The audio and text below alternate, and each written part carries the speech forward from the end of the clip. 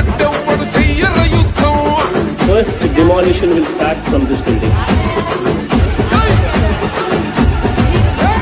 ఆచరణలో సూర్యుడు బడుగు బలహీన వర్గాలకి వారి మిత్రులు సన్నిహితులు స్నేహితులు మహనీయుల తీరు మారుమోగే పేరు నీతిగల్లా చోరు పవనన్నది చూడు.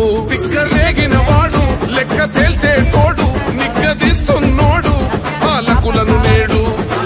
10 మంది కడుపే నిండాలంటుండు అవినీతి అంతం కావాలంటుండు. అందుకే చేస్తుండు ఆగని అలవని పోరాటం. దంధరదం పట్టురిదం దంధరదం పట్టురిదం పట్టర పంతం పవనన్నే గల్లూరై చేస్తున్నాడు.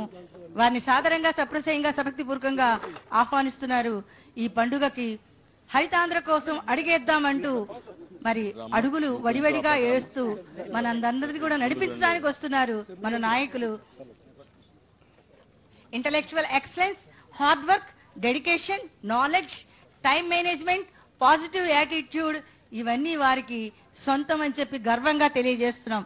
Honesty, modesty, sincerity, punctuality, responsibility, creativity, clarity, purity, charity తోటి నవ్యాంధ్రను నడిపిద్దామని చెప్పి కృషి చేస్తున్న వారిని సాదరంగా ఆహ్వానిస్తున్నాం.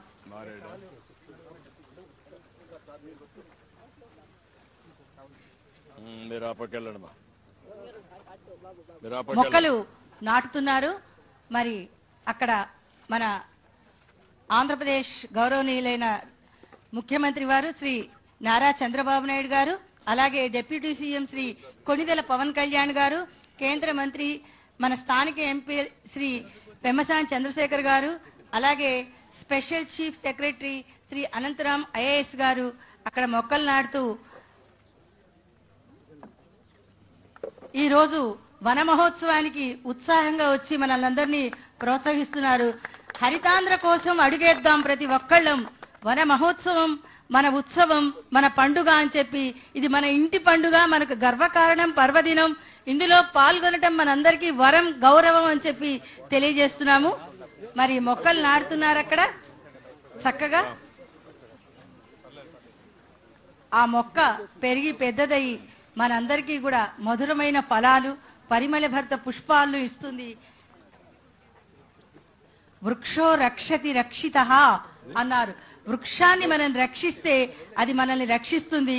పర్యావరణ పరిరక్షణకి, వాతావరణ సమతుల్యానికి, నేల కోతను ఆపటానికి, సారవంతమైన నేలకి, అలాగే వన్యమృగాలకి నివాసం అటవీ శాఖ వారు అందుకే చక్కని కార్యక్రమాన్ని రూపొందించారు.